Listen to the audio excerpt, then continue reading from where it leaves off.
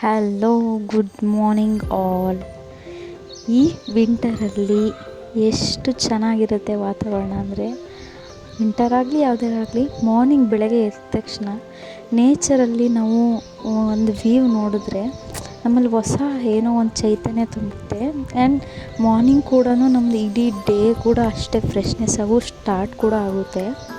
ಈ ಗಿಡ ಮರಗಳು ವಾತಾವರಣ ನೋಡ್ತಿದ್ರೆ ಏನೋ ಒಂದು ಪಾಸಿಟಿವ್ ವೈಬ್ಸ್ ಆ್ಯಂಡ್ ಫೀಲ್ ಅಂತಲೂ ಹಾಗೆ ಅನಿಸುತ್ತೆ.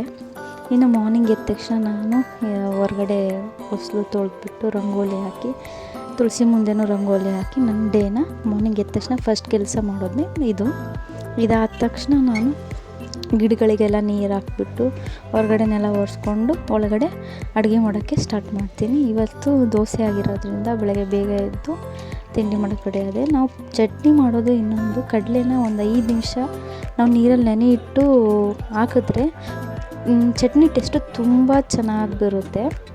ಒಂದು ಏಲಕ್ಕಿ ಆ್ಯಡ್ ಮಾಡಿದರೆ ಚಟ್ನಿ ಟೇಸ್ಟ್ ಇನ್ನೂ ಫ್ಲೇವರ್ ಆ್ಯಡ್ ಆಗುತ್ತೆ.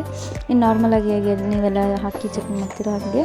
ಇನ್ನು ಆಲೂಗಡ್ಡೆ ಪಲ್ಯ ಮಾಡ್ಕೊಳ್ಳೋಕ್ಕೆ ಈರುಳ್ಳಿ, ಮೆಣಸಿನ್ಕಾಯಿ, ಟೊಮೊಟೊ ಇದಕ್ಕೆ ನಾನು ಆ್ಯಡ್ ಮಾಡೋಲ್ಲ. ಸೊ ಎಲ್ಲ ತರಕಾರಿನ ಹೆಚ್ಕೊಂಡು ಸೈಡಿಗೆ ತಿಟ್ಕೊಂಡ್ಬಿಟ್ಟು ಬೇಗ ಒಂದು ಕಡೆ ಒಗ್ಗರಣೆ ಹಾಕ್ಕೊಂಡು ಆಗುತ್ತೆ ಅಂತ ಎಲ್ಲ ಮುಗಿಸಿ, ಬೆಳಗ್ಗೆ ಎದ್ದ ತಕ್ಷಣ ಹೆಂಗೆ ಅನಿಸುತ್ತೆ ಅಂದರೆ ಒಂಥರ ಮಲ್ಟಿ ಟಾಸ್ಕಿಂಗು. ಅದು ಕೆಲ್ಸಕ್ಕೆ ಹೋಗೋರು ಅಷ್ಟೊತ್ತಿಗೆ ತಿಂಡಿ ಆಗಿರಬೇಕು, ಒಂಥರ ಎಲ್ಲ ಸ್ಪೀಡಿಂದ ಅಂತ ಆಗ್ತಿರುತ್ತೆ.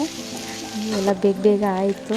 ಸ್ವಲ್ಪ ದೋಸೆ ಆಗಿದ್ದಾಗ ನಮ್ಮನೇಲಿ ಸ್ವಲ್ಪ ರಶ್ಶಿಂಗ್ ಡೇ ಅಂತ ಹೇಳ್ಬೋದು. ಅಷ್ಟು ಆಗುತ್ತೆ, ಎಲ್ಲದೂ ಮಾಡೋಕ್ಕೆ ತುಂಬ ಟೈಮ್ ಆಗುತ್ತೆ. ಎಲ್ಲ ಆಯಿತು. ಒಬ್ಬೊಬ್ಬರು ತಿಂಡಿ ತಿನ್ನೋಕ್ಕೆ ಇವತ್ತು ಒಬ್ಬೊಬ್ಬರಿಗೆ ದೋಸೆ ಹಾಕ್ಕೊಡ್ತಿದ್ದೆ.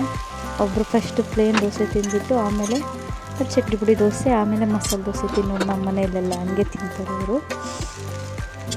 ಸೊ ಮಸಾಲೆ ದೋಸೆ ಮಾಡೋಕ್ಕೆ ಫಸ್ಟು ಚಟ್ನಿ ಏನೇನಿದೆ ಮನೆ ಏನೇನಿತ್ತೋ ಎಲ್ಲದನ್ನು ಹಾಕ್ಬಿಟ್ಟು ಮಾಡೋದೆ ಮಸಾಲೆ ದೋಸೆ. ಇದು ಎಕ್ಸ್ಟ್ರಾ ಚಟ್ನಿ ಮಾಡೋದು. ಇದೇನಾದರೂ ನಿಮಗೆ ಬೇಕು ಅಂದರೆ ಕಮೆಂಟ್ ಸೆಕ್ಷನಲ್ಲಿ ತಿಳಿಸ್ಬೋದು. ನಾನು ಬೇಕಾದ್ರೆ ಇದ್ರದ್ದೇ ಸಪ್ರೇಟಾಗಿ ವಿಡಿಯೋ ಮಾಡಾಕ್ತೀನಿ. ಇನ್ನು ಮಸಾಲೆ ದೋಸೆ ರೆಡಿ ಆಯಿತು. ಪ್ಲೇಟಿಗೆ ಸರ್ವ್ ಮಾಡಿ ಕೊಟ್ಟೆ. ಸಖತ್ತಾಗಿ ಬಂದಿತ್ತು ದೋಸೆ. 10/9 ಅನ್ಬೋದು. ಇದಾದ ತಕ್ಷಣ ಎಲ್ಲ ತಿಂಡಿ ಎಲ್ಲದೂ ಮುಗಿದು ನಾನು ಪೂಜೆ ಮಾಡಿಕೊಂಡು ನಾವು ತಿಂಡಿ ತಿಂದ್ವಿ. ಇದಾದಮೇಲೆ ಸ್ವಲ್ಪ ಟೈಮ್ ಇತ್ತು ಅಂತ ಮನೇಲಿ ಈ ಥರ ಎಲ್ಲ ಹಾರ ಅದು ಸನ್ಮಾನ ಮಾಡೋದೆಲ್ಲ ಇತ್ತು. ಇದರಲ್ಲಿ ಏನಾದರೂ ಮಾಡೋಣ ಅಂತ ನಮ್ಮ ಅತ್ತೆ ಇದನ್ನೆಲ್ಲ ಬಿಡಿಸ್ಕೊತ ಕೂತಿದ್ರು. ನಾನು ಹಂಗೆ ಯೂಟ್ಯೂಬಲ್ಲಿ ನೋಡಿದಾಗ ಯಾವುದೋ ಒಂದು ಚೆನ್ನಾಗಿ ಕಾಣಿಸ್ತಿತ್ತು. ಸೊ ಈ ಥರದ್ದು ಅಂತ ಎಲ್ಲ ಬಿಡಿಸ್ಕೊಂಡು ಫೈನಲ್ ಲುಕ್ ಅದು ಈ ಥರ ಬಂತು. ಸಖತ್ತಾಗಿ ಕಾಣ್ತಿತ್ತು. ಔಟ್ಲುಕ್ ಮಾತ್ರ ತುಂಬ ಚೆನ್ನಾಗಾಗಿತ್ತು. ಸಿಂಪಲಾಗಿ ನಾವೇ ನಮ್ಮ ಕೈಯಿಂದ ಮಾಡಾಕಿದ್ರೆ ಇನ್ನೂ ಎಷ್ಟು ಖುಷಿಯಾಗುತ್ತೆ ಅನ್ನೋದು ಇದ್ರಲ್ಲಿ ಗೊತ್ತಾಯಿತು ನನಗೆ. ಏನಾದರೂ ಒಂದು ಮಾಡ್ತಿರಬೇಕು ಅಂತ.